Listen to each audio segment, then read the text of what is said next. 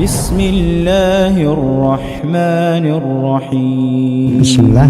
Assalamualaikum warahmatullahi wabarakatuh. Innal hamdalillah nahmaduhu wa nasta'inuhu wa nastaghfiruh wa na'udzu billahi min syururi anfusina was sayyiati a'malina. May yahdihillahu fala mudilla lahu wa may yudlil fala hadiyalah. Asyhadu an la ilaha illallah wahdahu la syarikalah wa asyhadu anna Muhammadan abduhu rasuluh. Ya ayyuhalladzina amanu taqullaha haqqa tuqatih wa la tamutunna illa wa antum muslimun. Ya ayyuhan nasu taqu rabbakumul ladzi khalaqakum min nafsin wahidah wa khalaqa minha zawjaha wa bassa minhuma rijalan katsiran wa nisaa'a. Wattaqullaha alladzi tasaaluna bihi wal arham innallaha kana 'alaikum raqiba. Ya ayyuhalladzina amanu taqullaha wa qulu qawlan sadida yuslih lakum a'malakum wa yaghfir lakum dzunubakum wa may yuti'illaha wa rasulahu faqad faza fawzan 'azima. Fa inna asdaqal haditsi kitabullah wa khairal hadyi hadyu Muhammadin sallallahu alaihi wasallam. Wa syarrul umuri muhdatsatuha fa inna kulla muhdatsatin bid'ah wa kulla bid'atin dhalalah wa kulla dhalalatin finnar. Ifati fiddin rahimani wa rahmatullah. Alhamdulillah, puji syukur kita panjatkan kehadirat Allah Subhanahu wa taala atas segala nikmat dan karunia yang senantiasa Allah anugerahkan kepada kita semuanya, termasuk perjuangan kita pada pagi hari ini dalam kegiatan OTT One Day Tauhid, hari bersama Tauhid, pengajian atau kajian Tauhid, daurah Tauhid. Dan ini adalah pertemuan yang ketiga untuk tema kita, kaidah asma dan sifat, membahas kitab Qadrul Muslah karya Syekh Muhammad bin Shalih Al-Utsaimin rahimahullah. Ya, mengingatkan kepada kita semuanya bahwa insya Allah kita semuanya hadir di sini ya untuk berusaha berjuang meraih kenikmatan terbesar di dunia sebelum kenikmatan terbesar di akhirat, di mana sebagaimana sudah sering disampaikan bahwa kenikmatan terbesar yang akan dirasakan oleh seorang hamba hidup di muka bumi adalah ketika dia mengenal Allah Subhanahu wa taala dengan benar, sebagaimana disampaikan oleh Imam Ibnul Mundhir rahimahullah, faraja ahlu dunya walam yadzuqtu atyaba ma fiha. Penduduk dunia pada umumnya mereka meninggalkan dunia dalam keadaan belum sempat merasakan sepaling nikmat apa yang ada di dunia. Ketika tanyakan kepada beliau apa itu, maka beliau jawab ma'rifatullah, mengenal Allah Subhanahu wa taala. Dan apa yang beliau sampaikan itu sesungguhnya mudah dipahami apabila kita ngecek tentang Al-Quran, di mana Al-Quran lah sumber kebahagiaan, sumber petunjuk, sumber hidayah, di mana jaminan kebahagiaan bagi siapa yang memahami Al-Quran dan mengamalkannya. Dan kalau kita cermati bahwa dominasi Al-Quran, maka isinya lah memperkenalkan tentang Allah Subhanahu wa taala.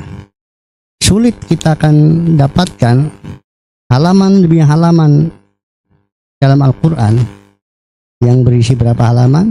10 kali 30 ya, 300 halaman. Kemudian tidak ada dalam halaman tersebut cerita tentang Allah SWT terkait dengan namanya atau asmanya atau sifatnya atau perbuatannya. Apa saja kegiatan yang Allah lakukan itu diceritakan.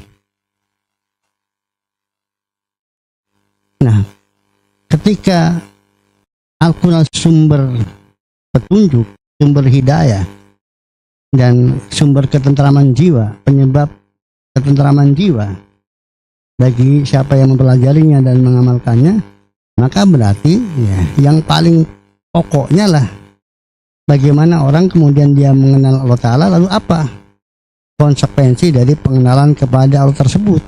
Nah, itulah yang akan kemudian menjadikan seorang itu meraih kebahagiaan yang tak terperi. Dan itu tentunya sudah dirasakan oleh mereka ya, yang sukses di dalam mengenal Allah Ta'ala dengan benar, lalu kemudian itu menjadi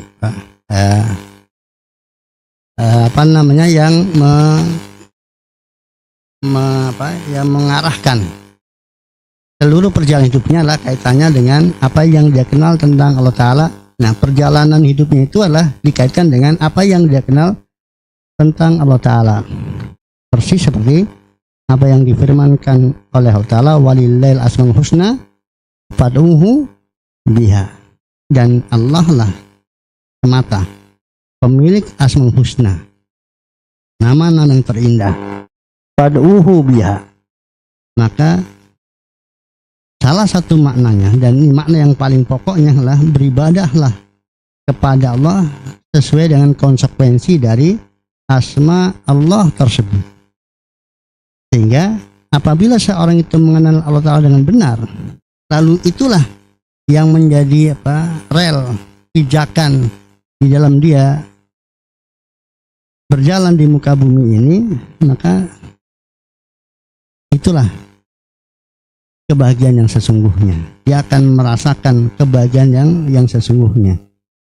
Itu di dunia. Yang puncak kebahagiaan adalah ketika kemudian seorang mengenal Allah Ta'ala dengan benar, lalu kemudian hidup sesuai dengan apa yang dia kenal tentang Allah Ta'ala. Dan nanti puncaknya di akhir adalah diberi kesempatan untuk kemudian melihat yang kita kenal di dunia, yang tidak pernah kita lihat. Ya. Dan akan diperlihatkan. Dan tidak ada kenikmatan yang lebih tinggi melebihi dari kenikmatan melihat langsung Rabbus samawati wal ardh. Ya, nah kita dalam tahapan, dalam upaya untuk ke sana, dan praktis bahwa ya di sini ada beberapa yang sudah berjuang dengan tema yang sekitar itu, antara bagaimana akidah yang benar, tauhid yang benar. Karena pengenalan kepada Allah Ta'ala dengan benar ya akan berdampak kepada benarnya tauhid, benarnya akidah, sehingga sesuai dengan pemahaman salafus saleh ridwanullah alim ajmain. Jadi kita sudah bersama-sama berjuang untuk demi cita-cita itu. Berapa lama Pak Akas? Hampir 20 tahun. Ya, berapa lama Pak Eko? Kita dari awal perjumpaan. Ya, 20? Ya, 20 tahun ya. Saya, Pak Akas, Pak Eko, kemudian Pak Fatur, kemudian Pak Yos, ya. Dan Pak Giri. Dan juga sebagian yang lain kadang timbul tenggelam. Kadang tenggelam kemudian muncul kembali gitu. Ya. Itu Pak ya, jadi perjalanan 20 tahun. Dan mudah-mudahan selama perjalanan 20 tahun itu bahwa apa yang dikatakan Ibnu Munzir itu udah mulailah ada dirasakan. Maka mungkin itu diantara yang menyebabkan mengapa Pak Eko, Pak Akas dan lain-lain nggak kemudian bosan tuh. Karena ada kenikmatan yang didapatkan, dan mungkin juga sama teman-teman yang lainnya. Ya, jadi tentu antum kesini bukan karena saya, jelas ya. Saya siapa saya gitu.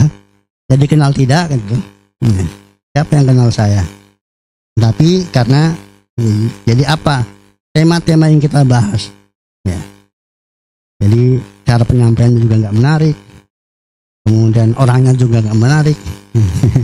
Walaupun istrinya 3 ya, jangan. Ya. Jadi setidaknya menarik bagi istri saya gitu.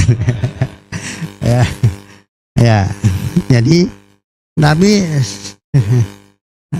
Saya yakin Pak, jadi karena antum merasakan bahwa apa yang kita pelajari itu adalah jadi membawakan kenikmatan tersendiri dalam perjalanan hidup kita, sehingga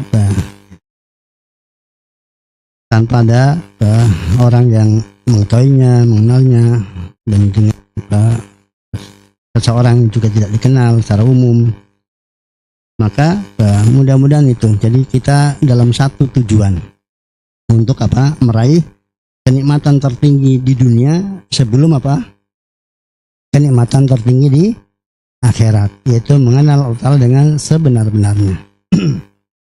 Dan kita ini pertemuan yang apa, terakhir dalam tema kitab Al-Qaidul Muslah insyaallah, di mana kita telah selesaikan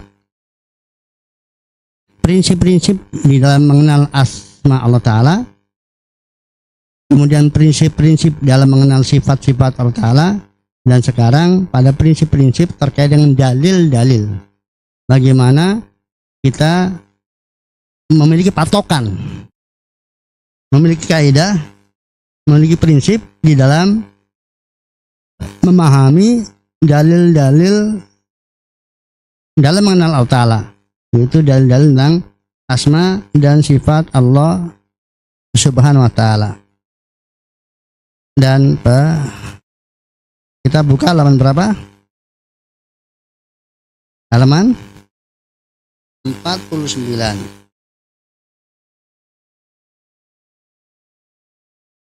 Ya, kaidah-kaidah mengenal dalil-dalil asma dan sifat. Ya, seperti biasa, di ini dulu soalnya. Ya.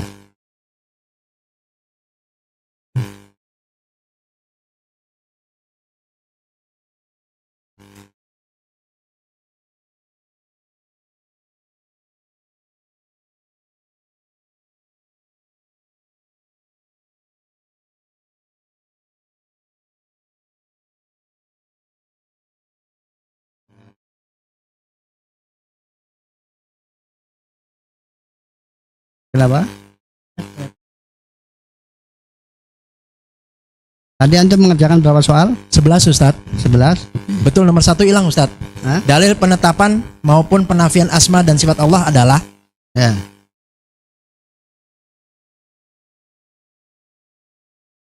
A. Al-Quran, B. Al-Hadis, C. Qiyas, D. Akal. Ada yang jawab D? Ya. Betul semua antum? Ini hilang, nomor 1 hilang Pak Afwan Pak. Nomor 1-nya tidak tadi hang Ustadz, jadi nggak tercapture. Nah. Ya. Jadi berapa persennya saya belum tahu berapa persen Ustadz. Tapi gini deh, yang jawab A dan B angkat tangan. Oh ya, benar semua kelihatan Ustadz. Ustadz. Oh, betul semua, alhamdulillah. Ya. Ada yang mau menanyakan kias? Mungkin? Ada? Ya, atau ada yang jawab kias kah? Nggak ada juga kan? Mohon maaf, nomor 1-nya nggak ada di layar ya Pak, karena nomor 1-nya nggak ke capture tadi. Baik, nomor 2 Ustadz. Ya. Nomor 2, jika ada seseorang menyebutkan sebuah sifat untuk Allah, sementara tidak ada dalil yang menunjukkannya, sikap yang benar adalah, ada yang menjawab A Ustadz, Ya. yakin bahwa Allah tidak memilikinya, dan ada yang menjawab D Ustadz, yakin Allah memilikinya jika masuk akal. Yang jawab C ada 11 orang, namun tidak ada yang hanya menjawab C Ustadz. Gitu Ustadz.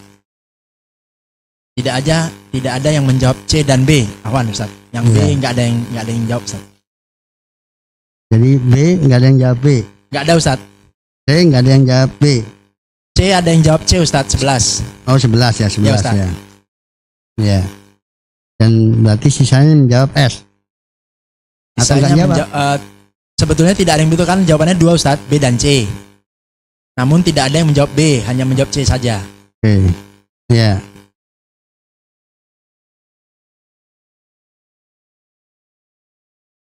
Terus soal berikutnya. Soal berikutnya, baik Ustadz. Ini Baik. ah,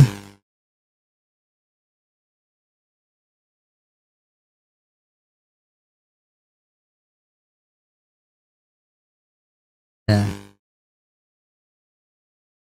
Ya.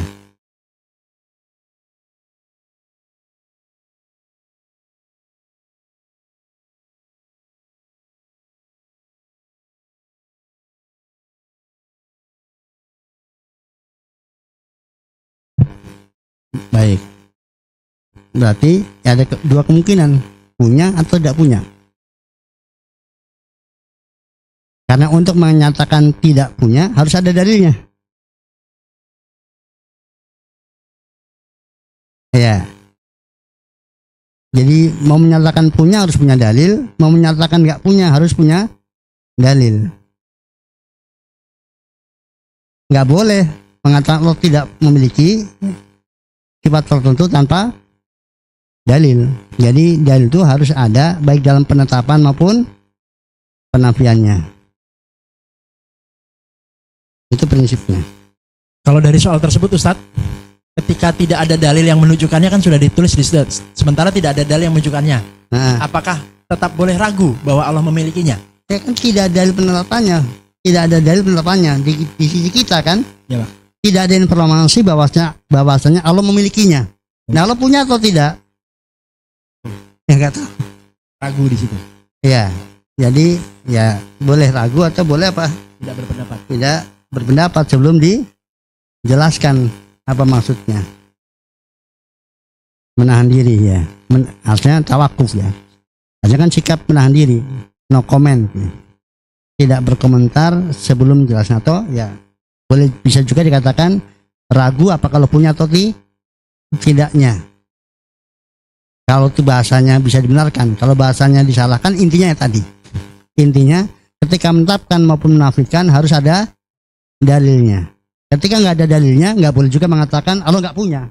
Karena ketiadaan dalil tidak menunjukkan ketiadaan yang didalili. Ingat kaidah itu?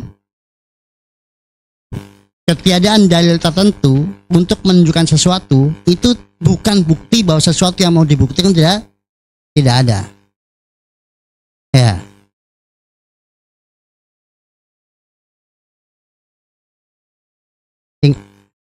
Paham kaidah ini? Ya. Ada yang ragu-ragu?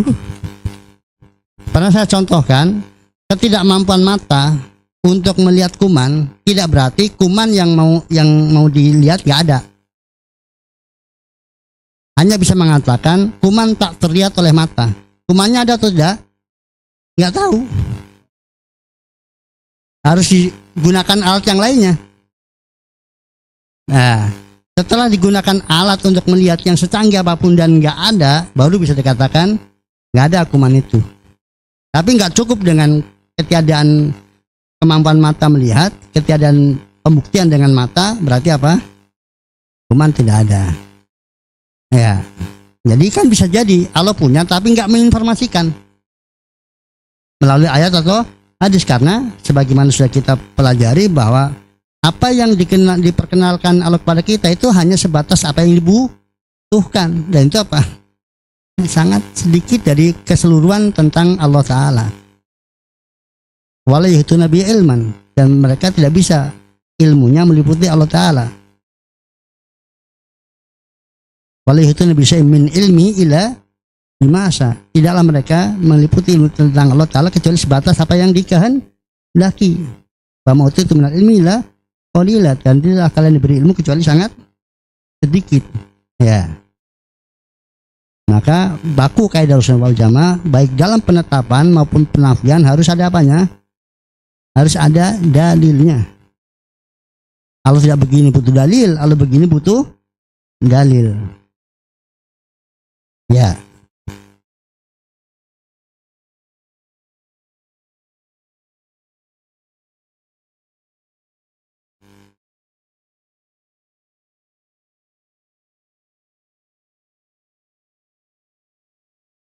Baik, barakallahu fiik. Ya. Tergantung kapasitas ya. Kalau kemudian dialah kapasitas awam yang dia tidak memiliki kemampuan berdalil, maka dia kewajibannya fas'alu ahla dzikri in kuntum la ta'lamun, dan dijelaskan bahwa Allah memiliki sifat tertentu. Ya dia percaya sampai kemudian datang dalil bahwasanya apa yang dikatakan oleh si ustaz ternyata apa?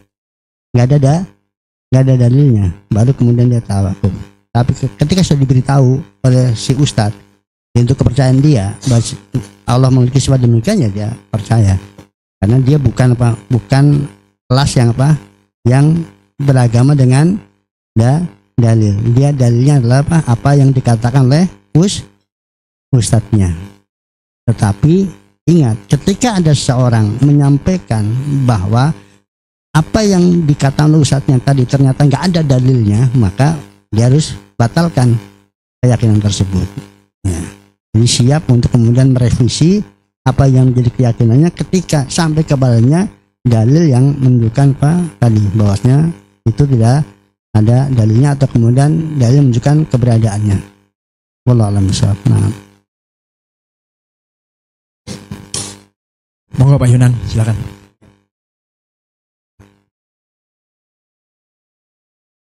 Usahakanlah, ya, karena seseorang kan wajib thalabul ilmi fardhatun likulli muslimin.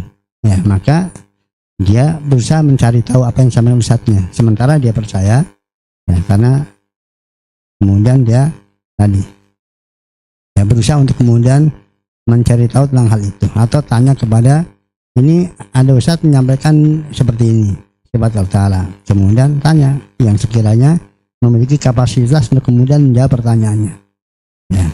Atau ketika itu bisa tanyakan ke ustadznya, ada dalilnya Ustadz? Ya. Wah, saya lupa, ada tapi lupa. Baik, nanti tanya kepada yang lainnya. Karena kebetulan ayat-ayat dan hadis-hadis sifatnya sesuatu yang sangat jelas dan gamblang. Jadi tinggal cukup disampaikan dalilnya, maka bisa dipahami oleh seberapapun kapasitas kecerdasan seseorang itu bisa memahami dalil-dalil asma dan sifat. Wallahu a'lam bishawab. Ya. Cukup? Ya Ustaz, alhamdulillah. Ya. Kita ke buku ya. Ya. Kita baca kaidahnya. Siapa baca? Ya, silakan. Nah Ustaz. Kaidah pertama, dalil untuk menetapkan asma dan sifat Allah SWT adalah kitabullah Ta'ala dan sunnah Rasulnya SAW. Oleh karena itu, tidak bisa ditetapkan asma dan sifat untuk Allah tanpa berlandaskan kedua dalil ini. Ya, itu soal pertama tadi kan.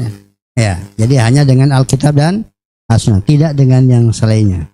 Walaupun kias dan akal dalil juga. Tetapi dia hanya sifatnya dalil pendukung, dalil pendukung, bukan dalil yang ya bisa. Tapi harus ada dalil Al-Quran dulu, baru kemudian bisa dikuatkan. Jadi sifatnya hanya untuk menguatkan, bukan sebagai dalil penetapan, dalil penguat. Jadi kias dan akal. Dalil kias misalnya apa? Ya, kalau kemudian makhluk itu punya ilmu, maka mibabil Allah punya sifat ilmu, karena ilmu adalah sifat kesempurnaan. Ketiadaan kepemilikan ilmu itu sifat kerendahan, dan Allah lah zat yang sempurna. Maka secara ya, jadi ketika makhluk punya, Allah pasti punya. Itu dengan kiasul a'la, walilal masalul a'la, dari kias a'la. Tapi harus ada dulu, artinya itu mendukung dulu, sudah ada ayatnya dulu atau hadisnya dulu bahwa Allah punya sifat ilmu. Kemudian dengan akal juga, ya, dengan logika, seperti sudah pernah saya sebutkan tentang sifat Allah Maha Tinggi. Itu adalah terbukti secara akal. Dan juga sifat-sifat yang lainnya, bahkan 7 sifat yang ditetapkan oleh Asy'ari, maka itu semuanya adalah menggunakan dalil akli sebagai dalil penetapannya, dan itu dibenarkan oleh Al-Quran dan as-sunnah bahwa Allah memiliki 7 sifat tersebut. Hanya bedanya kalau ahlu sunnah menetapkannya berdasarkan Al-Quran dan hadis. Lalu kemudian akal juga ternyata mendukungnya. Adapun Asy'ariyah maka penetapannya dengan akal.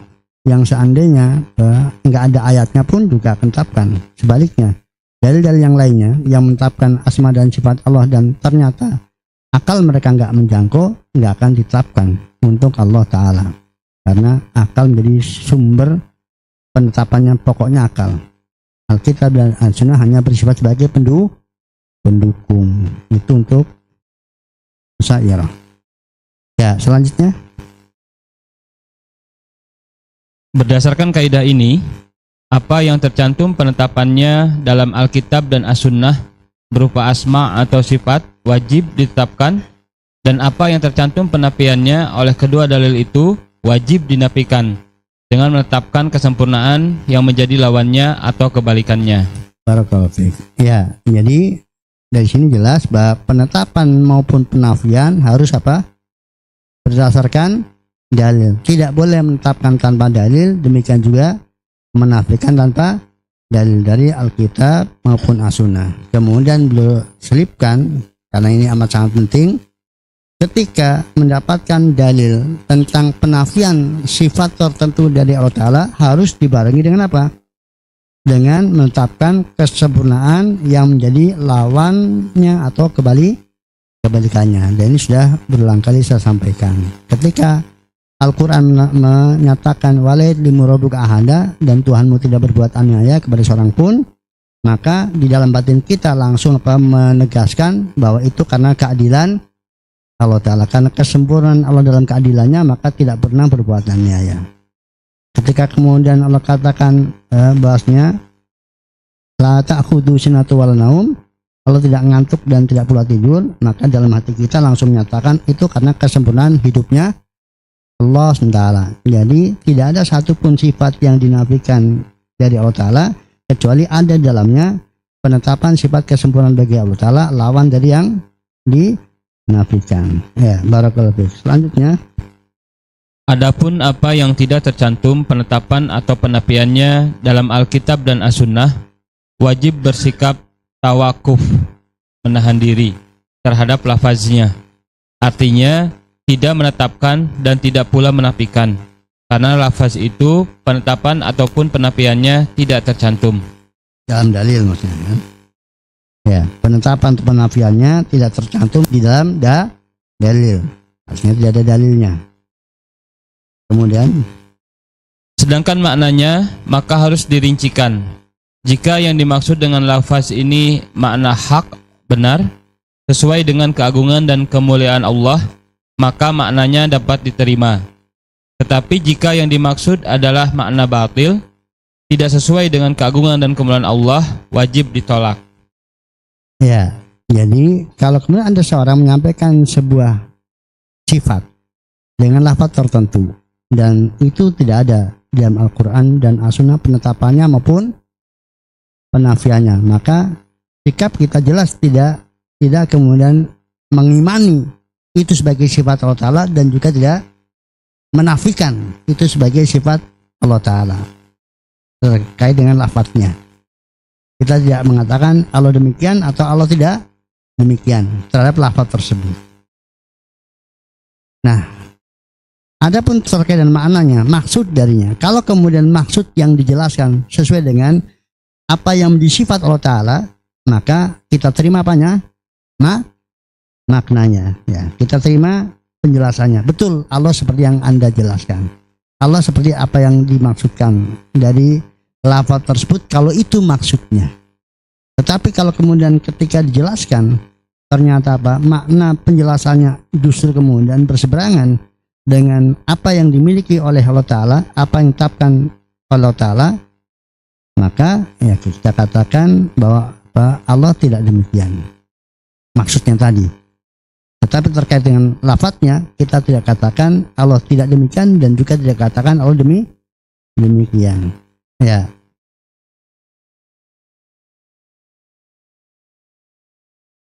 Kemudian Termasuk di antara apa yang tercantum penetapannya untuk Allah, yaitu setiap sifat untuk Allah, yaitu setiap sifat yang ditunjuk oleh asmanya, baik secara mutabaqah atau adekuasi, tadammun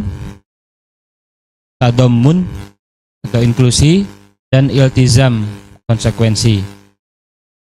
Terus Termasuk pula setiap sifat yang ditunjuk oleh af'al perbuatannya, seperti bersemayam di atas ars, turun ke langit terendah, datang untuk memberikan keputusan di antara makhluk pada hari kiamat, dan af'al lainnya lagi yang tidak terhitung macamnya, apalagi satu persatunya.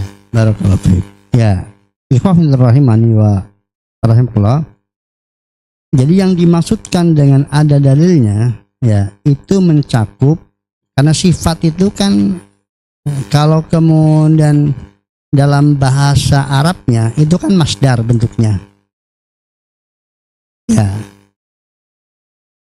Jadi kalau antum pernah belajar bahasa Arab tasrifan, ya, itu kan ada masdarnya, ada fiil, fa'il, maf'ul, dan ada masdar.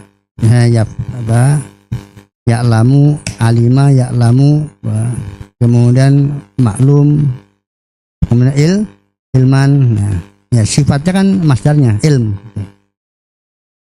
Kemudian aroda, yuridu, kemudian murid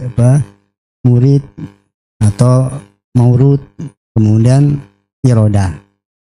Sifatnya iroda. Nah, maka jadi ketika kemudian lafaz dari sebuah sifat itu bisa diambil dari asma Allah Ta'ala. Di setiap asma Allah Ta'ala kan ada kandungan sifatnya otomatis, seperti yang sudah kita pelajari pada kaidah-kaidah Asmaul Husna. Kemudian penunjukan sifat itu ya mencakup dari sisi mutabaqahnya, tadamunnya, dan iltizamnya. Juga sudah kita pelajari. Mutabaqah berarti makna seutuhnya secara keseluruhannya, tadamun berarti makna kandungannya bagian dari sekian banyak makna, maka ya bagiannya pun sudah bagian dari makna tersebut, berarti otomatis menunjukkan dari lafaz tersebut. Kemudian atau iltizamnya itu makna di luar makna lafaz tetapi tidak bisa dipisahkan karena menjadi konsekuensi, ya seperti lafaz mencipta, al-khaliq, maka otomatis kan ada sifatul khalq itu yang mutabaqahnya, dan juga ya mau nggak mau ada sifat yang lainnya. Nah, al-khalq itu untuk mencipta maka dipastikan dia memiliki sifat apa? Al-qudrah dan al-ilmu, yaitu kemampuan dan ilmu, sehingga terwujud makhluk mencipta. Tanpa qudrah dan ilmu nggak mungkin mencipta. Ya, itu iltizam namanya. Tetapi sudah saya ingatkan, ketika kemudian kita menetapkan sifat berdasarkan iltizam, karena kadang kemampuan logika manusia itu nggak sempurna, maka harus dibuktikan bahwa apa yang dia temukan secara logika iltizam tadi itu harus ada apanya? Ada dalilnya untuk menjamin keselamatan dia bahwa logikanya benar. Kalau nggak ada dalilnya, dicurigai juga khawatirnya logikanya salah. Ya, maka kembali harus ada pembuktiannya secara dalil. Nah, termasuk juga diambil dari dari perbuatan. Maka ketika kemudian Allah yarzuku misalnya, an yarzuku mayasa, berarti ada sifat ar-razqu. Diambil dari perbuatan Ta'ala. Yang silu, maka ada an-nuzul. Karena tidak ada lafaz an-nuzulnya, nggak ada. Yang ada lafaz apanya? Yang silu. Lafaznya lafaz berupa perbuatan, bukan lafaz berupa sifat. Nah, setiap perbuatan Allah Ta'ala bisa diambil masdarnya, yang itu merupakan sifat Allah Subhanahu wa Ta'ala. Ya. Dan perbuatan Allah Ta'ala ditinjau dari ragamnya kan banyak, apalagi satuannya. Ya, lalu beliau sampaikan contoh-contoh dari perbuatan Allah Ta'ala. Kita fokus pada faedahnya. Selanjutnya kita lompat kepada adapun apa yang tercantum penafiannya. Nah, adapun apa yang tercantum penafiannya dari Allah Subhanahu wa taala karena dinyatakan tidak layak baginya dengan menunjukkan kesempurnaan lawan katanya. Antara lain al-maut, mati, tidak hidup, an-naum, tidur, as-sina, kantuk, al-az, kelemahan, al-i'ya, keletihan, kepenatan, kelelahan, al-ghaflah, kelalaian terhadap amal perbuatan makhluk, adanya matsil yang serupa atau kufu yang sebanding dan sebagainya. Ya, ini contoh-contoh yang ada dalil penafiannya. Yang otomatis ada apa? Ada sifat kesempurnaan yang menjadi lawan dari yang dinafikan. Maka pada mati misalnya dan tidur, ngantuk itu kesempurnaan hidup. Pada al-ajiz kelemahan berarti kesempurnaan dalam kemampuan, kudrah. Kemudian demikian juga ketika al-i'ya yaitu keletihan, kepenatan, maka menunjukkan bahwa kesempurnaan kekuatan, kuwatil matin, kalau pemilik kekuatan yang sangat kokoh. Al-ghaflah, kelalaian, juga menunjukkan kesempurnaan ilmu. Ya, karena sempurnanya ilmu Allah Ta'ala maka tidak pernah lalai, tidak pernah luput dari pengilmuan Allah Ta'ala dan lain sebagainya. Ya, selanjutnya. Sedangkan apa yang tidak tercantum penetapan atau penafiannya seperti lafaz jihah, arah, maka andai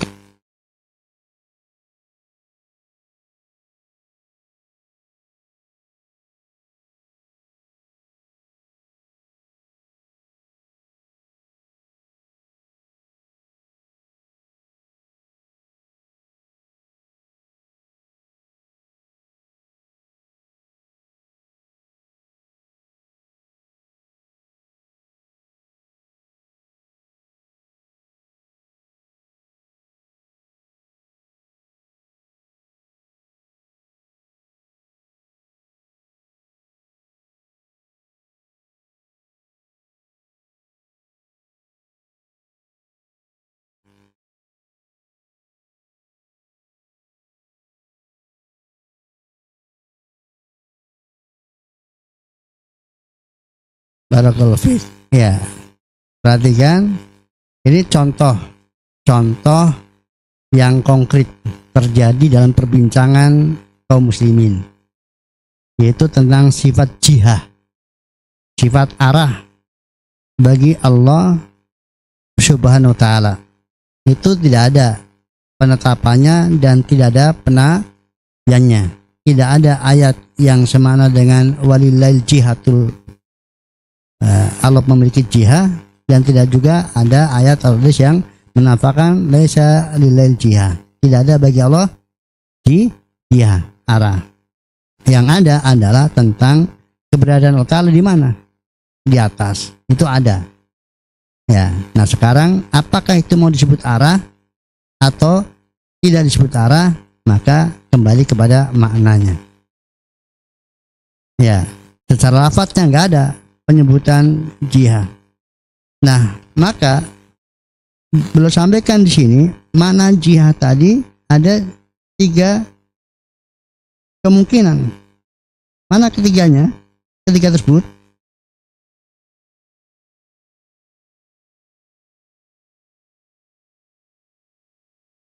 Hah?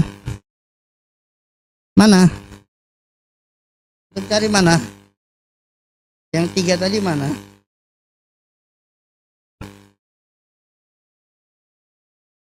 Bawah, atas, terus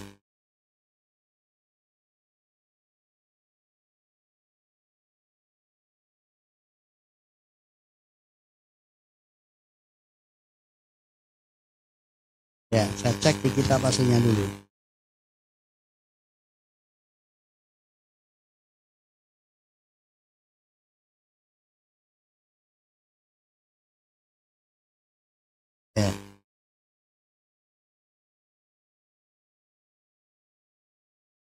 Jadi ini makna tiganya supaya lebih jelas ya. Ketiga makna tersebut. Ini kitab aslinya. Mungkin terjemahannya yang kurang apa? Kurang jelas. Jadi maknanya ada tiga kemungkinan disampaikan. Fa imma ayyurada bihi jihatu sufl. Ya. Kemungkinan yang pertama adalah dimaksudkan dengan arah itu arah bawah. Kemudian arah yang kedua, makna yang kedua, au jihatu ulu tuhitu billah. Atau arah atas, tetapi arah itu meliputi Allah Ta'ala. Jadi Allah ada dalam arah. Allah tersimpan di dalam arah. Ya, itu makna yang kedua. Makna yang ketiga, au jihatul ulu la tuhitu bihi. Atau arah atas yang tidak meliputi Allah Ta'ala. Jadi Allah di luar arah atas itu. Kalau di luar arah atas itu. Jelas ini? Jelas? Ya. Sama nggak dengan terjemahan? Hah? Kurang.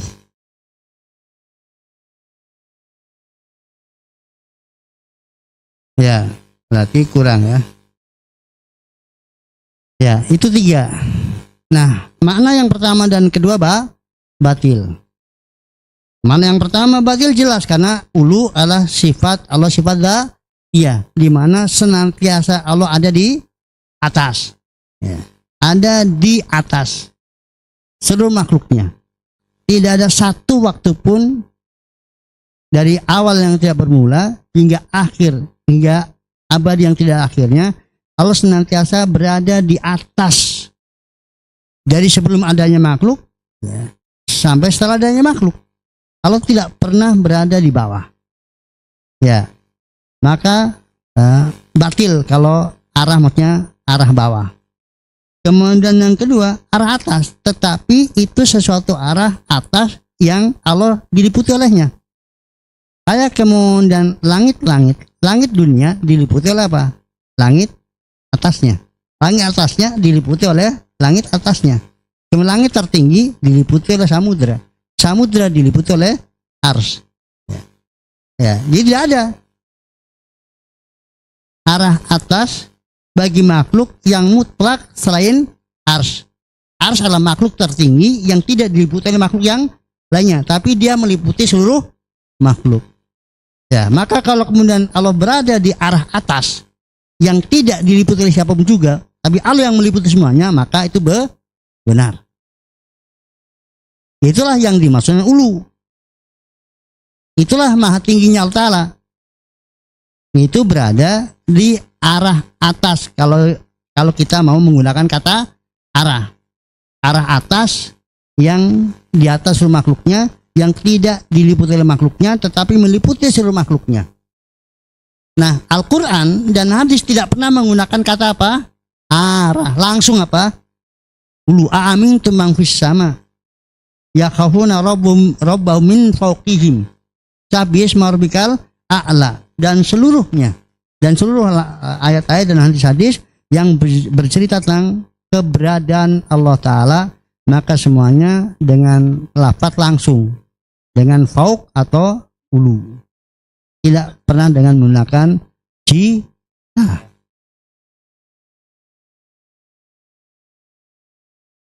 Ya.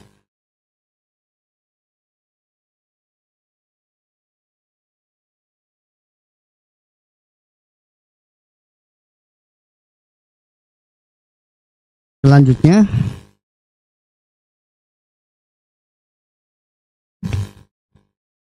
dalil-dalilnya Ustaz. Ayat-ayat Al-Qur'annya.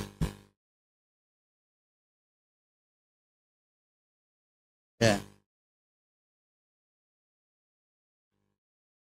Boleh dibaca satu dua ayatnya.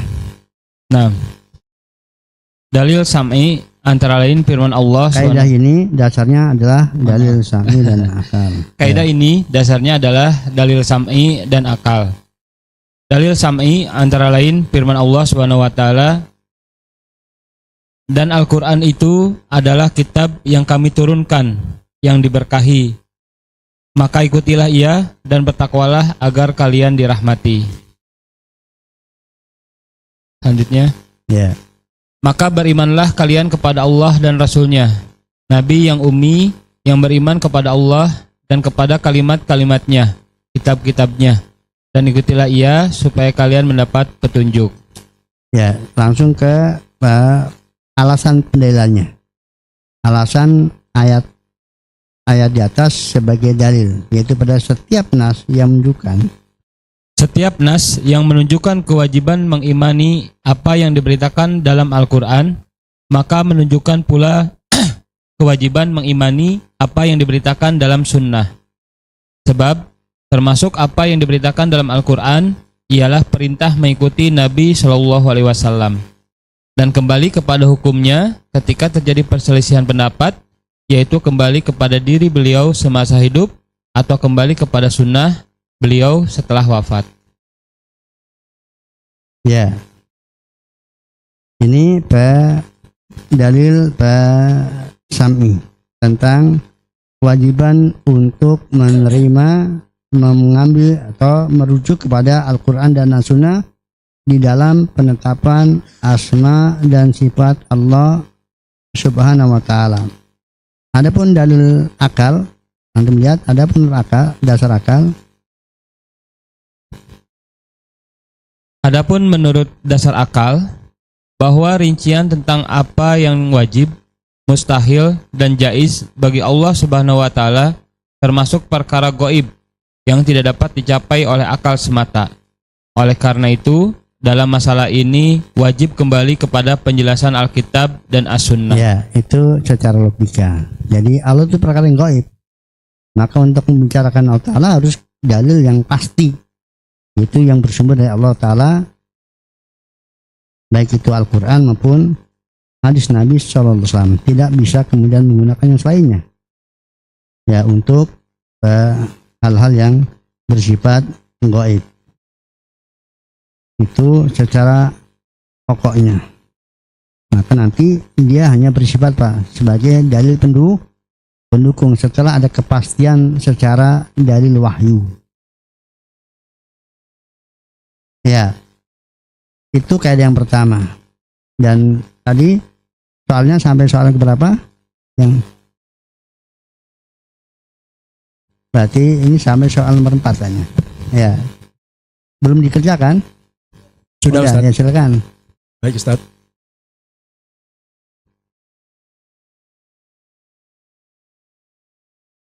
Baik, Ustaz. Ustaz, balik ke yang nomor 1 tadi, Ustaz, Al-Quran dan Al-Hadis, Ustaz. Ya. Ya betul, Ustaz, banyak yang menjawab betul, tetapi ada yang jawab salah juga, Ustaz. Ada yang jawab kias sama akal juga, Ustaz. Ya. Baik, Ustaz. Nomor 3, Ustaz, terkait dengan sifat arah bagi Allah. A, termasuk sifat yang tidak boleh ditetapkan untuk Allah. Betul. B, termasuk sifat yang tidak ada dalilnya. Betul.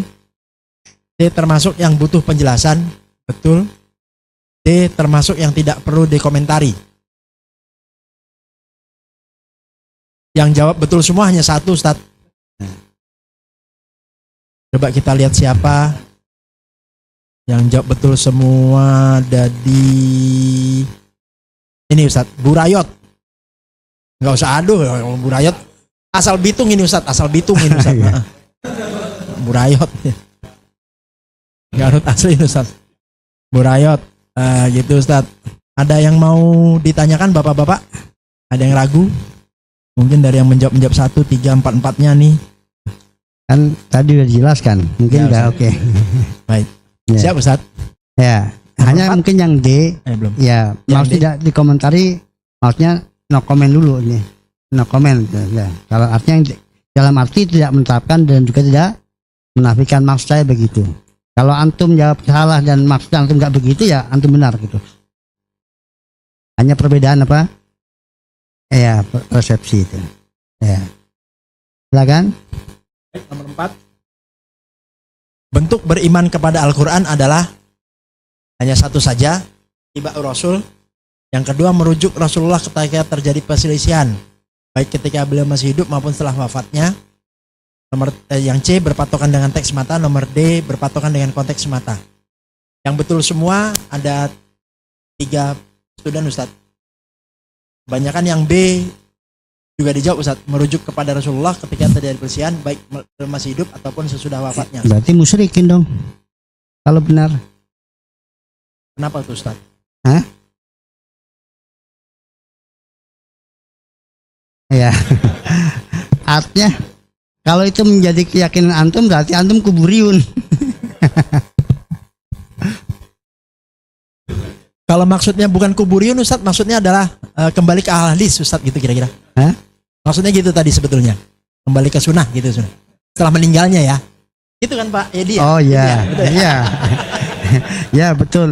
Oh, ya. Baik Ustaz, baik Ustaz. Ya. Kalau Ya maksudnya soalnya begitu- ada kan kuburiyun begitu kan. Kalau beda pendapat tanya aja ke Rasulullah kan. Ya. Kan ada tokoh agama. Dia enggak tanya ke syekhnya kan. Kan dia bingung ini hadisnya dhaif atau tidaknya. Perbedaan pendapat. Tanya gurunya. Kata gurunya udah ketemu Rasulullah kata. Atau bertanya. Nah, itu apa? Sohir. Dan juga mereka menggunakan ayat. Apabila dapat masalah, maka datang ke kubur Nabi SAW. Ya, setelah wafatnya otomatis. Itu kuburiyun. Ya. Atau redaksi saya memang mengesankan itu, ada begitu. Redaksi soalnya gimana? Bentar. Saya khawatir salah. Merujuk kepada Rasulullah kan, bukan kepada sunnah redaksi saya kan? Iya ya, saya paham. Saya paham. Saya paham. Ya, saya baru paham. Izin Ustaz. Bukan kami Ustaz, saya, bukan kami. Ajak-ajak dulu. Ya. Jadi jadi atau kebiasaan netizen Indonesia nggak fokus bahasanya. Kan jelas merujuk ke Rasulullah, bukan ke sunnah Rasulullah atau ke sunnah. Ya. Baik Ustaz. Oke.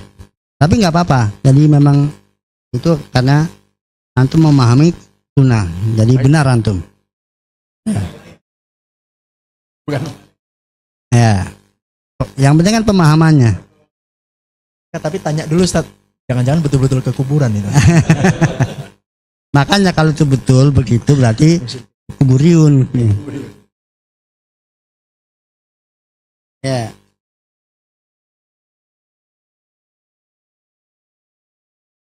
Ya, berarti kan karena pembahasannya nanti. Ya. Silakan dilanjutkan berarti.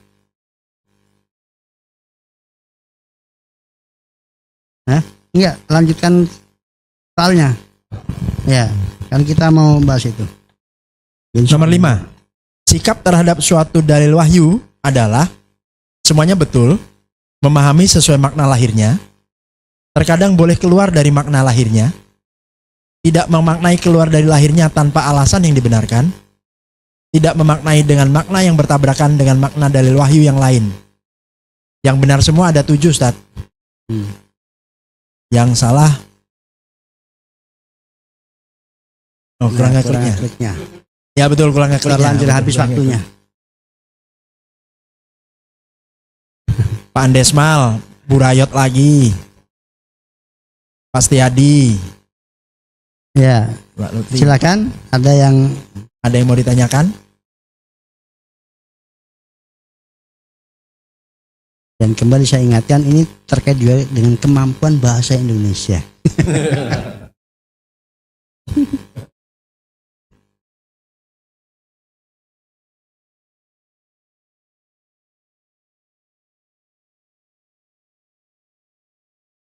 Rasanya yang ini sampai nawatok Ustaz.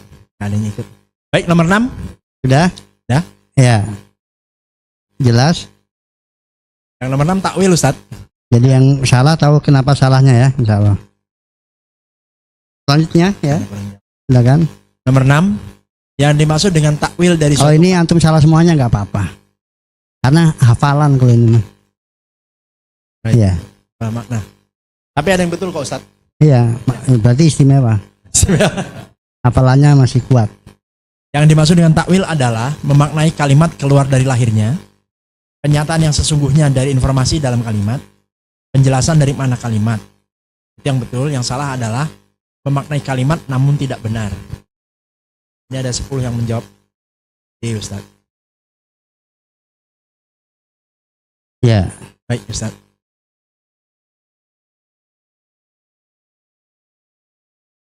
Nah.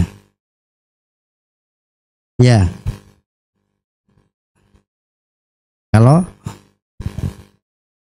takwil titik, ya. Kalau takwil titik, Takwil titik. Takwil titik. ya. Jadi kalau takwil titik itu nggak ada yang maknanya apa? Nggak ada istilah takwil itu untuk makna yang tidak benar. Itu namanya tahrif. Jadi takwil yang batil itu namanya tahrif secara istilah, bukan dinamai takwil. Mengapa kemudian mereka pentahrif itu menamai takwil supaya apa? Pengelabuan, talbis. Karena takwil itu adalah sesuatu yang dibenarkan. Hukum apa? Artinya bukan sesuatu yang apa? Yang diingkari. Takwil itu. Kalau kemudian kembali kepada makna takwil yang sebenarnya. Asli makna takwil itu bukan sesuatu yang diingkari. Oleh karena itu mereka menggunakan istilah itu supaya apa? Bisa diterima. Kalau mereka menggunakan kata tahrif, ya jelas ditolak. Karena tidaklah lafaz Al-Quran atau hadis menyebutkan tahrif kecuali tercela. Nah, tahrif itulah takwil yang batil. Ya, maka bukan takwil hakikatnya. Ya, itu bukan takwil hakikatnya. Ya, tetapi kalau memahaminya begitu nggak apa-apa, benar juga.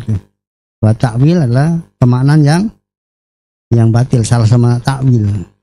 Maksudnya takwil yang batil, takwil yang salah, memaknai dengan makna yang tidak benar. Itu takwil juga yang salah, tapi nggak apa-apa. Tapi secara makna takwil nggak begitu. Ya, silakan ada yang lain. Selanjutnya, terkait dengan lahirnya dalil-dalil sifat Allah. A. Makna dasarnya dapat dipahami. Nah, berarti ini sudah kaidah yang berikutnya ini ya. Ya.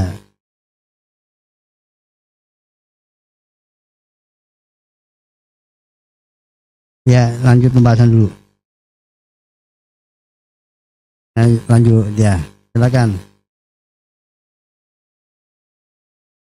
Kaidah yang kedua.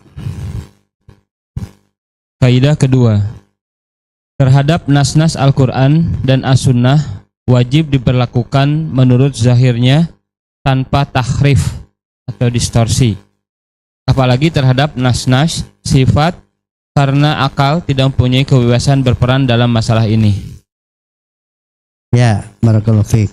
Kaidah yang kedua, sikap yang benar kepada dalil-dalil Al-Quran secara umum, apalagi secara khusus tentang dalil-dalil sifat, maka kewajibannya lah menurut dohirnya, menurut lahirnya, tanpa melakukan tahrif, yaitu penyelewengan makna.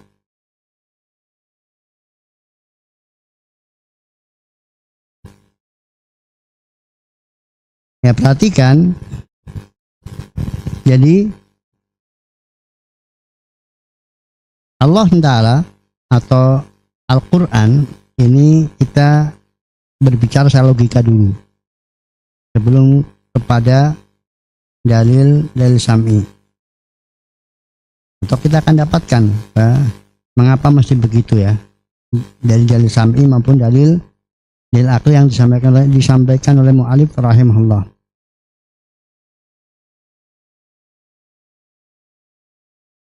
Ya. Dan tentang apa makna lahiriahnya nanti akan beliau jelaskan pada kaidah yang keempat ya, tentang apa yang dimaksud dengan makna lahiriah sebuah dalil.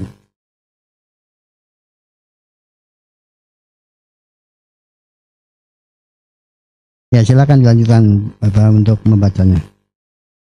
Dalilnya. Dasarnya adalah dalil sam'i dan dalil akli. Dalil sam'i yang menjadi dasarnya antara lain firman Allah Subhanahu wa taala, Al-Qur'an ini dibawa turun oleh Ar-Ruhul Amin, Jibril, ke dalam hatimu Muhammad, agar kamu menjadi salah seorang di antara orang-orang yang memberi peringatan dengan bahasa Arab yang jelas. Selanjutnya, sesungguhnya kami menurunkannya berupa Al-Quran dengan berbahasa Arab agar kalian memahaminya. Sesungguhnya kami menjadikan Al-Quran dalam bahasa Arab supaya kalian memahaminya. Az-Zukhruf ayat 3. Ayat-ayat Ya selanjutnya. Ayat-ayat ini menunjukkan kewajiban memahami Al-Quran sesuai dengan zahirnya menurut bahasa Arab.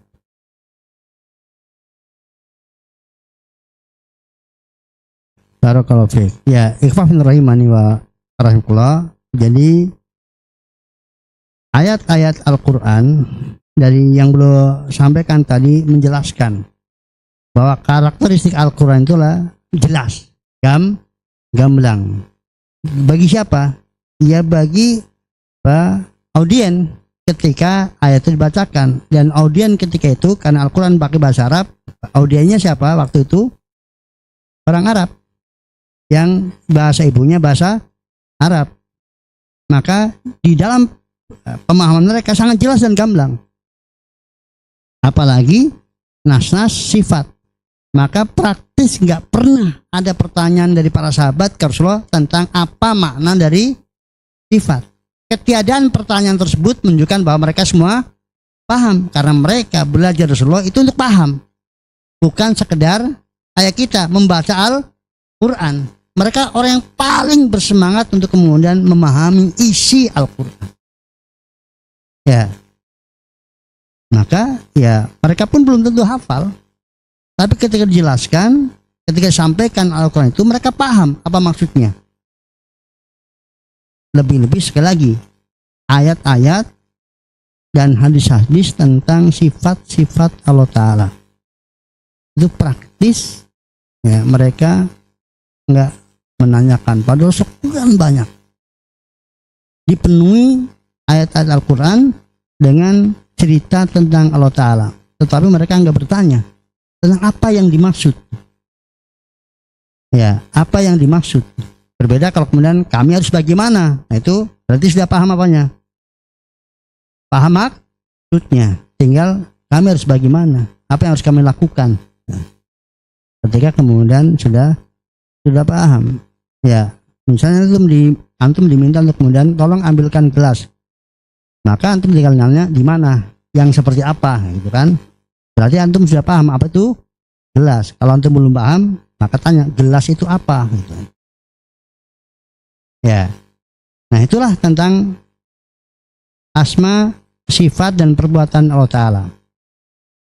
Pokoknya dalil yang berbicara tentang Allah Ta'ala, siapa namanya, apa sifat yang melekat padanya, dan apa yang diperbuat oleh Allah Ta'ala, maka audien ketika itu mereka paham sepenuhnya tentang apa yang dimaksud, tentang apa maknanya, dan mereka memahami sebagaimana adanya. Mereka tidak kemudian memindahkan kepada makna yang lainnya, keluar dari makna bahasa tanpa ada dalil yang mendukungnya, dalil syar'i. Karena kekuatan makna syar'i itu di atas kekuatan makna bahasa. Kekuatan makna syar'i itu di atas makna bahasa. Karena Allah mengutus nabinya untuk menjelaskan syariat dengan bahasa mereka. Maka ketika bahasa itu tidak cukup untuk menjelaskan apa yang diinginkan oleh Allah Ta'ala, maka ada tambahan makna secara syariat untuk menjelaskan apa yang dimaksud. Maka ketika nggak ada penjelasan tambahan dengan makna syar'inya, maka berarti makna syar'i adalah sekaligus makna bahasa adalah sekaligus makna syar'i. Makna bahasa sekaligus itulah makna yang diinginkan oleh syariat.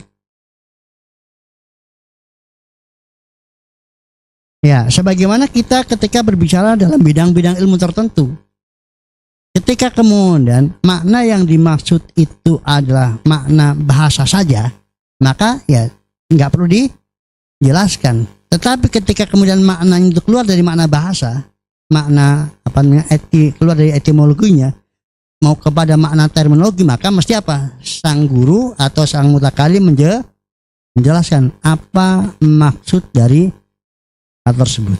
Dalam dunia apa? Matematika, dalam dunia biologi, dalam dunia apa? Maka pasti apa? Pasti ada kan makna etimologinya dan makna apa? Terminologinya.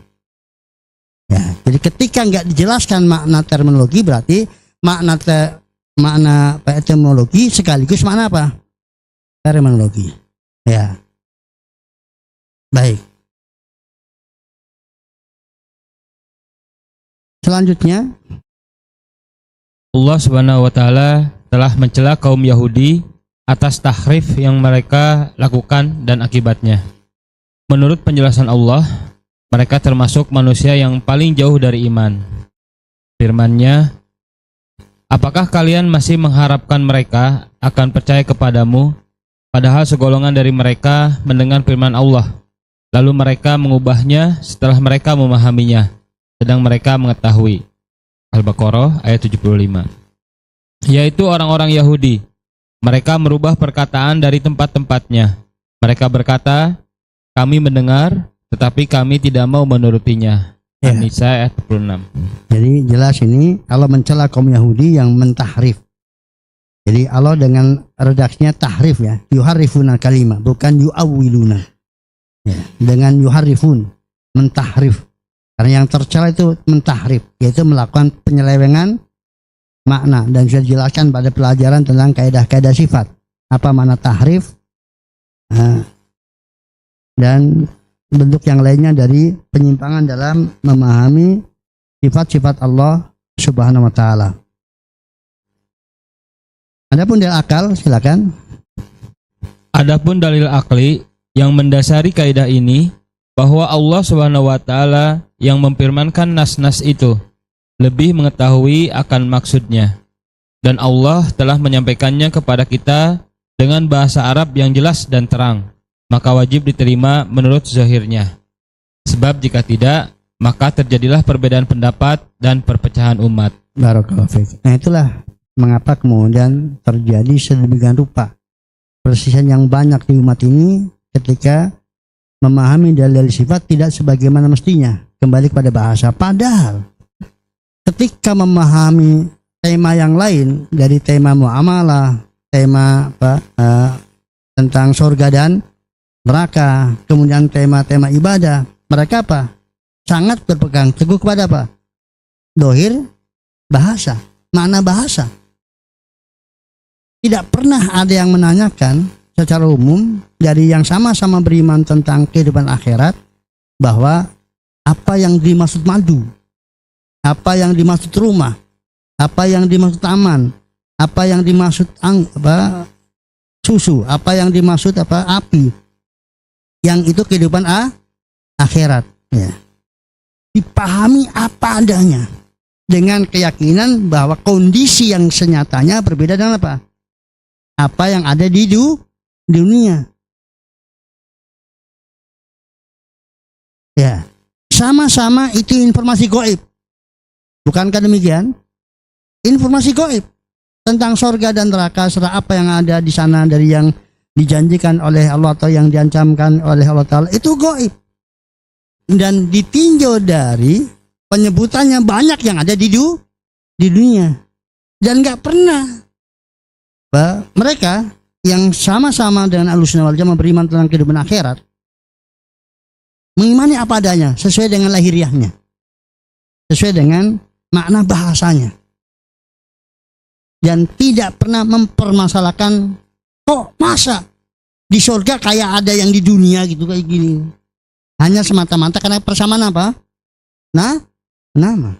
Tapi mereka yakin sepenuhnya bahwa walaupun sama namanya dan maknanya juga sama, tetapi ada kesempurnaan dan kaifiyah yang tak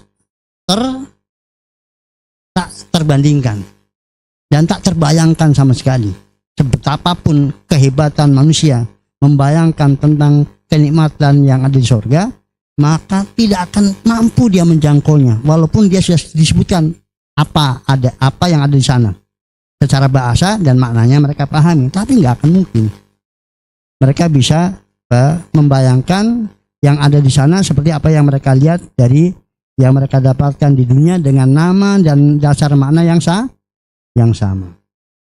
Ya, mestinya karena kebutuhan mengenal akhirat dari apa yang disediakan oleh Allah, seberapapun itu nikmatnya, tetap itu adalah makhluk. Yang kebutuhan manusia mengenal Allah jauh melebihi kebutuhan manusia mengenal makhluk. Jadi kalau informasi surga dan neraka bisa diterima dengan jelas dan gamblang ya oleh semua kalangan, maka informasi tentang Allah akan lebih jelas lagi. Itu secara logika. Maka kalau kemudian manusia mendapatkan informasi tentang Allah Ta'ala justru kemudian dia bingung, maka itu adalah karena apa? Karena kondisi hatinya yang tidak mau beriman sebagaimana dia ketika beriman tentang informasi surga dan neraka. Berarti ada penyakit, ada yang mempengaruhi terlebih dahulu. Sudah ada racun yang meracuninya, tidak murni. Sebagaimana ketika masalah akhirat tidak ada racun yang meracunnya, maka mereka bisa paham dengan jelas gamblang. Tapi ketika urusan Allah Ta'ala sudah ada racun yang meracunnya, itu yang menyebabkan mereka membangkang, kemudian tidak bisa menerima begitu saja, harus kemudian mencari takwilnya, yang hakikatnya tahrifnya. Nggak bisa langsung landing karena ada penyakit dalam dirinya, racun khususnya terkait dengan ketika informasi tentang Allah Subhanahu wa Ta'ala. Ya. Baik. Itu kaidah yang kedua. Kemudian kaidah yang ketiga tadi soalnya sudah ya. Ya, silakan. Kaidah ketiga. Zohir atau literal meaning nas-nas sifat dapat kita ketahui dari satu segi dan tidak dapat kita ketahui dari segi lain. Soalnya ada yang belum kayaknya.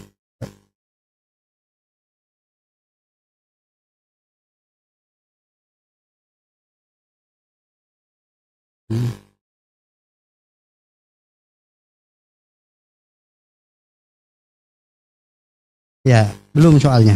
Itu soal yang berikutnya. Ya. Untuk keterangan ini soalnya belum disampaikan tadi. Baik, nomor 8 Ustaz. Ya. Aliran yang mengingkari makna lahirnya dalil Allah, Ustaz. Ya. Baik. Aliran yang mengingkari makna lahirnya dalil-dalil sifat Allah adalah tadi terkait dengan lahiriah dalil-dalil sifat Allah. Lahirnya. Oh ya, baik Ustaz. Awan. Nomor 7 Ustaz. Ya. Terkait dengan lahirnya dalil-dalil sifat Allah. A. Makna dasarnya dapat dipahami. B. Batas kesempurnaan maknanya diketahui. C. Bagaimana keadaan senyatanya tidak dapat diketahui. Ulangi. C. Bagaimana keadaan senyatanya tidak dapat diketahui. D. Menanyakan maknanya tidak boleh. Yang betul adalah A dan B saja.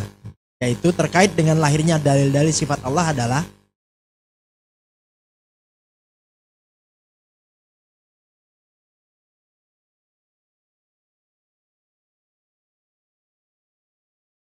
ya. Silakan kalau ada yang tanyakan.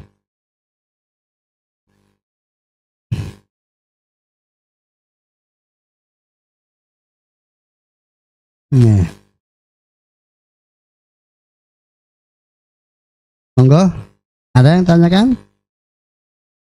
Silakan Pak.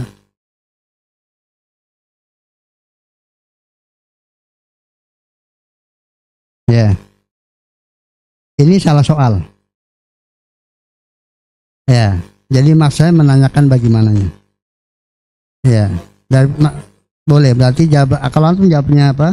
Salah, betul. Ya,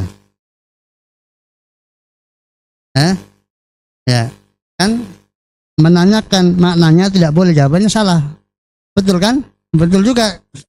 Ya, saya ralat. Soalnya betul. Dan jawabannya betul, salah. Kecuali antum salah baca. Menanyakan maknanya,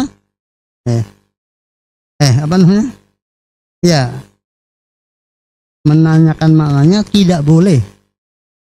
Kan betul kan? Jadi malah saya ikut liar, teman-teman. Pak Yunan. Ya. Jadi kecuali menanyakan maknanya boleh. Ya betul jawabannya. Menanyakan maknanya tidak boleh. Jawabannya salah. Karena yang betul boleh gitu.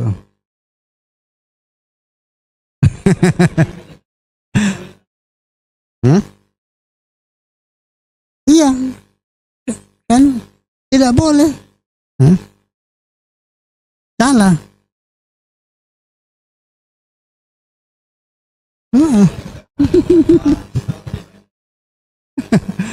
Ini kembali lagi bahasa Indonesia. Ya.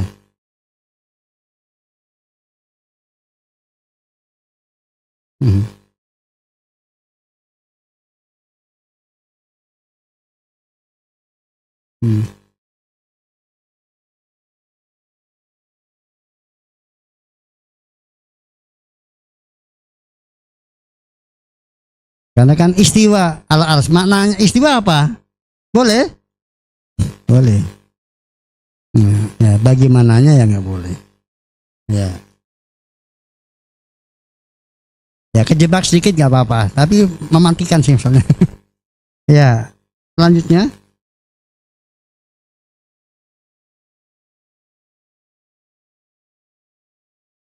Ya, hafalan. Duanya hafalan.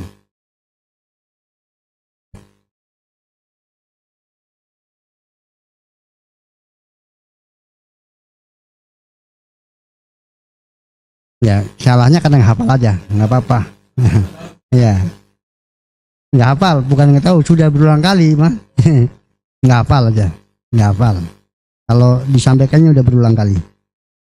Ya, terus satu lagi. Ya.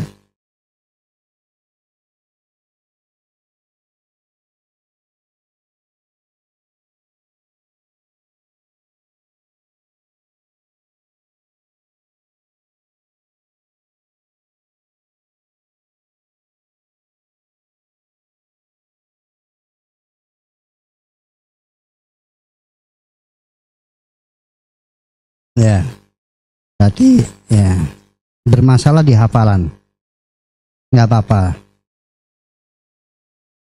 Insya Allah hafalan nggak akan tanyakan di akhirat.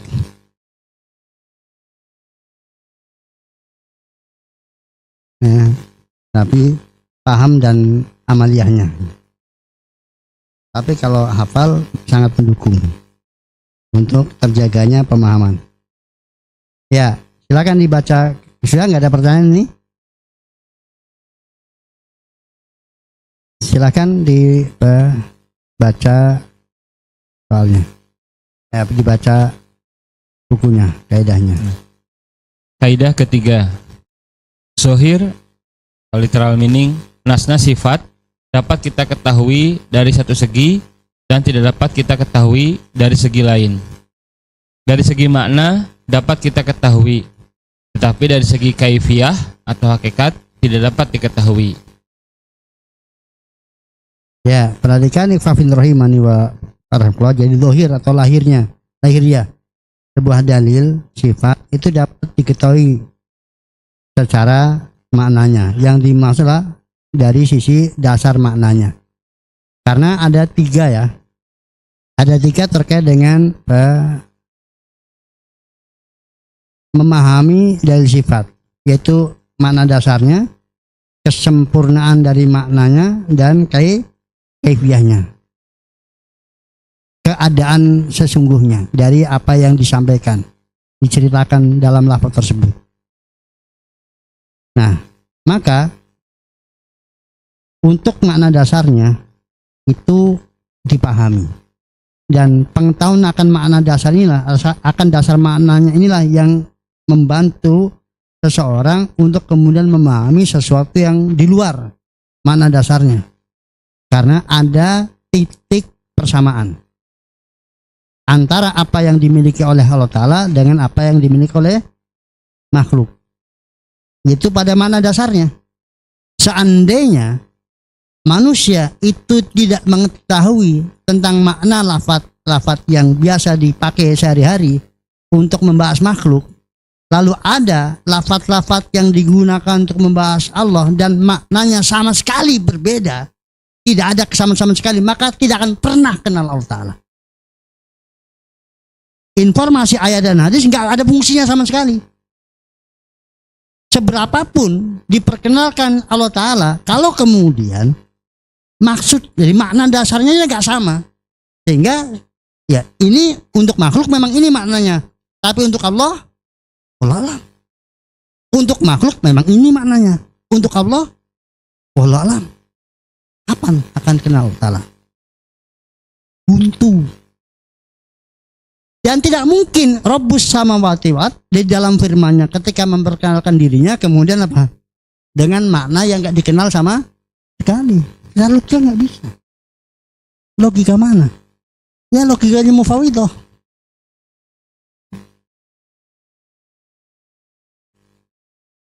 Ya, atau logikanya ahlu tahrif tadi, Mu'tazilah, Jahmiyah, dari sisi apa?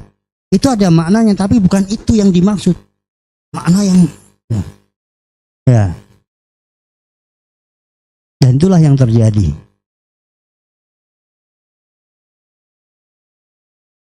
Apabila tidak berprinsip pada kaidah yang ketiga ini. Jadi maknanya, artinya dasar makna itu diketahui. Ilmu ya ilmu. Mendengar yang mendengar. Apa makna dasar mendengar? Pendengaran. Berarti sesuatu yang dimiliki sifat yang melekat pada pemilik sifat, yang dengan sifat tersebut menjangkau suara. Itu pendengaran. Apa mendengar? Apa pendengaran? Jadi kaitannya dengan jangkauan suara. Ya, tapi beda. Dari siapa? Dari si kesempurnaannya. Jangkauan mendengar ada yang sangat terbatas, ada yang sangat luas, dan yang mencakup semua suara, dimanapun keberadaan suara, selirih apapun suara, itu pendengaran Allah, dan itu hanya milik Allah SWT. Ya, jadi kita paham. Tetapi seperti apa batas maksimal kesempurnaannya kita nggak tahu seperti apa persisnya. Demikian juga bentuk dari pendengaran Allah kita juga tidak tahu. Ya, dan itu nggak dibutuhkan. Yang dibutuhkan adalah seorang hamba paham bahwa Allah memiliki pendengaran yang jangkauan pendengarannya menjangkau suara dimanapun berada, selirih apapun suara tersebut. Yang kaitannya nanti apabila itu mendatangkan keridhaan Allah Ta'ala, maka Allah akan berikan ganjaran, dan apabila itu mendatangkan murka Allah Ta'ala, suara yang keluar dari seorang hamba, maka akan mendapatkan hukuman, diancam dengan hukuman. Ya, maka kemudian melahirkan sikap berhati-hati ketika berbicara, ketika menimbulkan suara, karena suara itu bisa dengan lisan kita dan bisa dengan tangan kita. Nah, suara yang keluar dari akibat perbuatan kita itu Allah ridho atau tidak? Karena itu didengar oleh Allah Ta'ala. Dan setiap kita berjuang untuk mengeluarkan suara yang Allah ridho, nah itu adalah bagian dari ibadah yang sangat mulia. Dan kita menahan diri dari mengeluarkan suara yang Allah nggak ridho, itu ibadah. Itulah takwa. Kaitannya dengan keimanan kepada sifat Allah As-Sama, asma Allah As-Sami. Ya.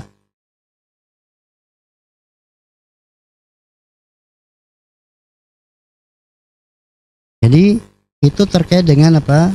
Dengan apa yang diketahui dan yang tidak diketahui dari sifat Allah Ta'ala. Selanjutnya kita selesaikan dulu kaidah yang ke ini untuk dalilnya satu saja cukup, lalu dibaca penjelasan dalilnya. Ya, silakan satu dalil. Nah, kaidah ini berdasarkan dalil sam'i dan dalil akli. Dalam sam'i yang menjadi dasarnya adalah firman Allah Subhanahu wa taala, "Ini adalah sebuah kitab yang kami turunkan kepadamu penuh dengan berkah, supaya mereka memperhatikan ayat-ayatnya dan supaya mendapat pelajaran orang-orang yang mempunyai pikiran." Qad ayat 29. Terus tadabbur. Ya. Tadabbur hanyalah bisa diterapkan pada masalah yang mungkin dapat dicapai pemahamannya, agar supaya seseorang dapat mengambil pelajaran dari apa yang dipahaminya itu. Dan diturunkannya Al-Quran dalam bahasa Arab menunjukkan bahwa maknanya dapat diketahui. Seandainya tidak bisa, tentu tidak ada bedanya antara diturunkan dengan bahasa Arab atau dengan bahasa lain.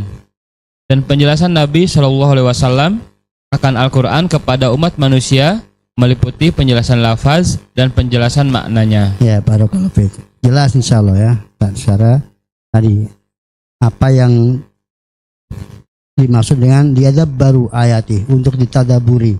Percuma kalau kemudian mau dipandangi bagaimanapun juga maknanya nggak akan bisa diketahui. Untuk apa perintah, untuk apa? Bertadabur. Maka adanya perintah untuk tadabur itu bukti bahwasanya maknanya apa? Bisa dipahami, bisa diketahui. Ya. Selanjutnya dalil akli.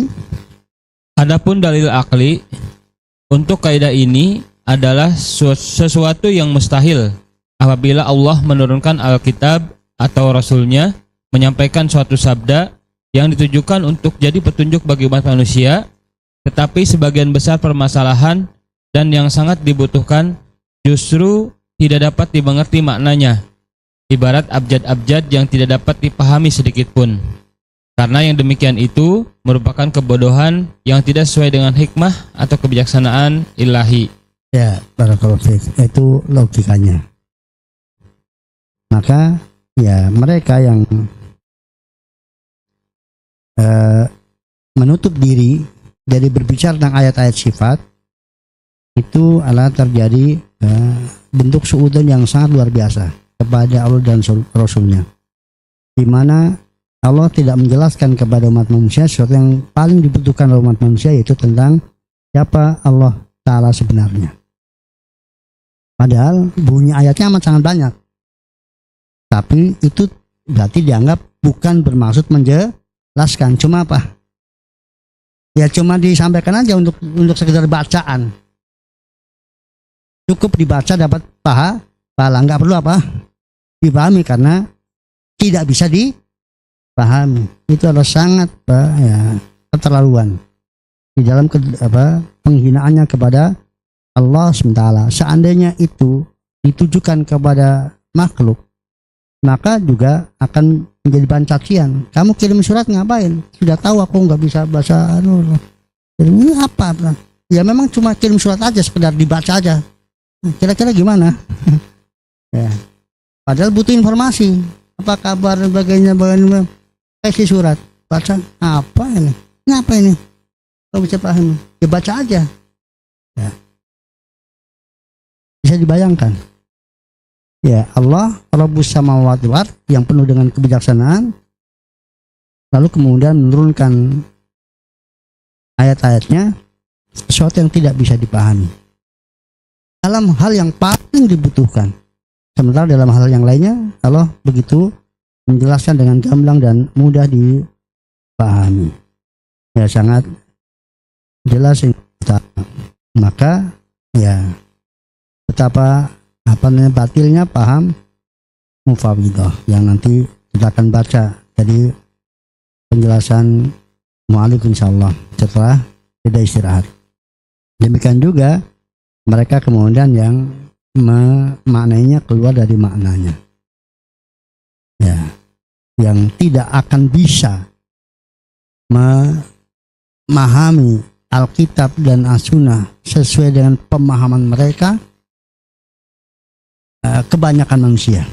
Jadi kalau kemudian Al-Quran dan As-Sunnah tentang Allah Ta'ala itu tidaklah bisa dipahami, atau pemahaman seperti pemahaman Mu'tazilah, Jahmiyah, Asy'ariyah, maka yang bisa memahaminya hanya beberapa gelintir manusia, dan harus tokoh.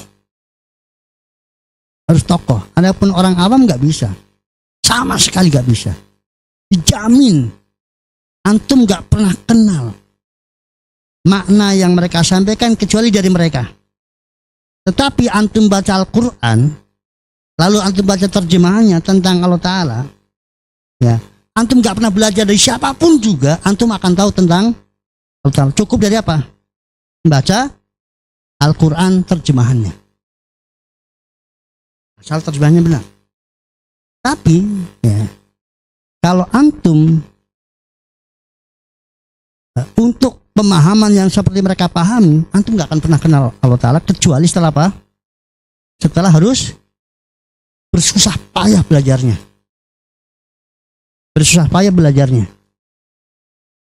Karena mereka akan senantiasa keluar dari makna dohirnya. Dan itu sangat tidak sesuai dengan kesempurnaan Allah Ta'ala yang menginginkan kebaikan bagi umat manusia. Maka nanti ada soal kan tentang karakter dari sifat dari firman Allah Ta'ala yang mengharuskan kita untuk apa? Menerima apa adanya. Ya, kita cukupan dulu, benar kan? Jatah waktu istirahat sekarang. Oh, diundur. Baik, masih ada 10 menit. Kalau pertanyaan silakan.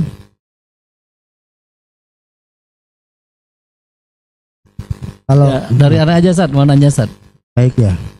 Memanfaatkan waktu. Kalau yang lain mau ada pertanyaan boleh. Jadi untuk Mufawwidah nggak apa-apa juga di ya sedikit baca Mufawwidah. Boleh. Ya. Berdasarkan Berdasarkan keterangan ini, nyatalah kesalahan mazhab Mufawwidah,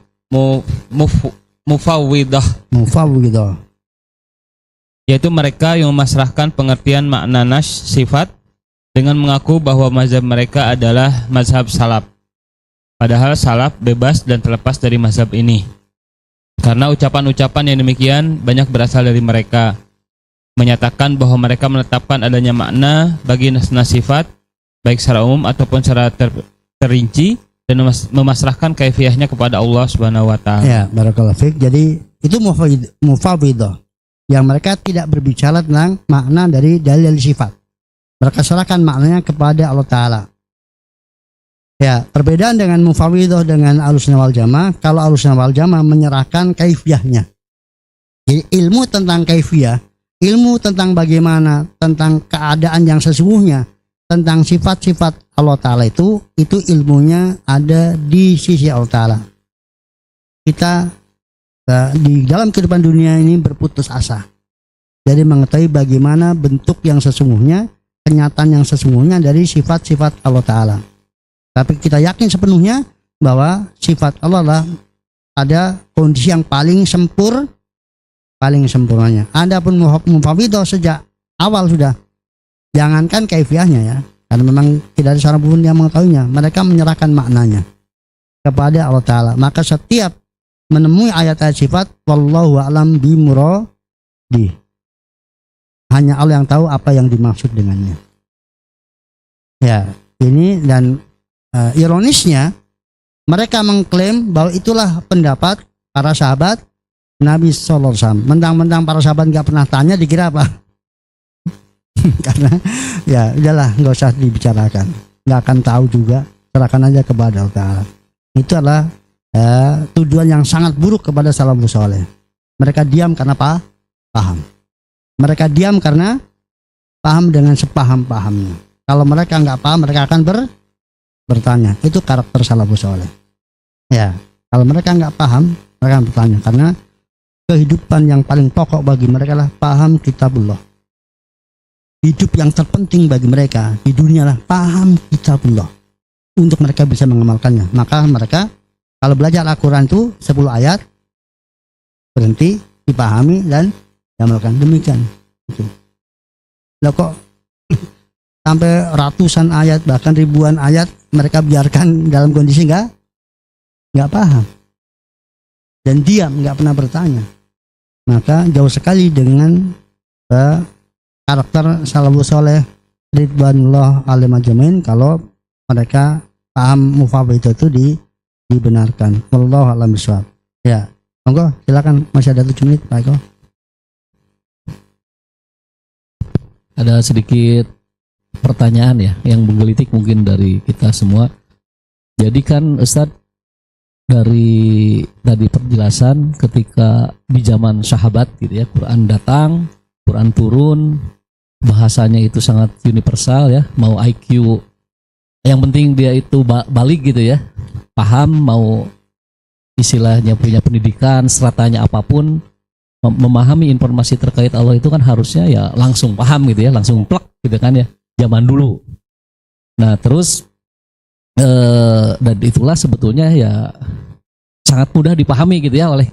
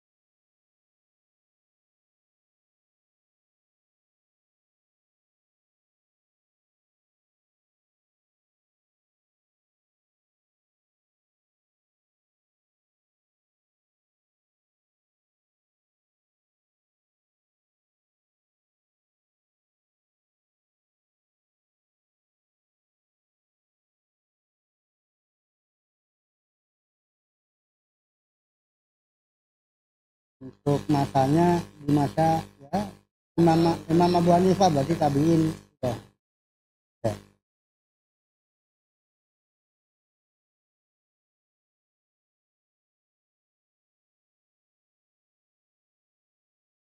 Ya. Ya. Ya.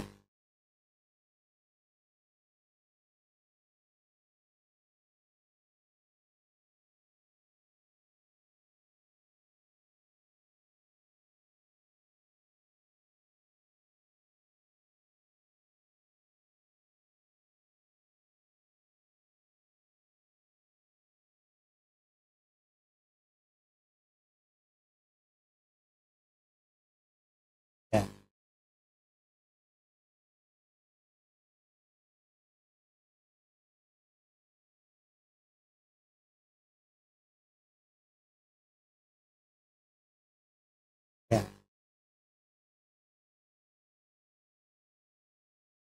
Ya. Barakallahu fiik. Ya, jadi pertanyaan menggelitik. Tadi benar apa yang disampaikan Pak Eko bahwa kita sudah hidup dalam posisi ditakdirkan penyebaran paham yang menyimpang itu sangat dekat dengan lingkungan kita. Bahkan sangat minim ya, yang kemudian seawam-awamnya juga. Jadi awamnya sendiri juga nggak mau belajar tentang Allah Ta'ala, dan ketika mereka mendapatkan penjelasan tentang Allah Ta'ala, kebetulan dari guru-guru yang sudah menyimpang dalam pemahaman tentang Allah Ta'ala. Dan sulit. Maka semakin kemudian a priori untuk mengenal Allah Subhanahu wa Ta'ala. Padahal aslinya mereka cukup aja baca Al-Quran dan lihat terjemahannya. Karena secara umum walaupun ada terjemahan yang menyimpang, tapi secara umum terjemahan masih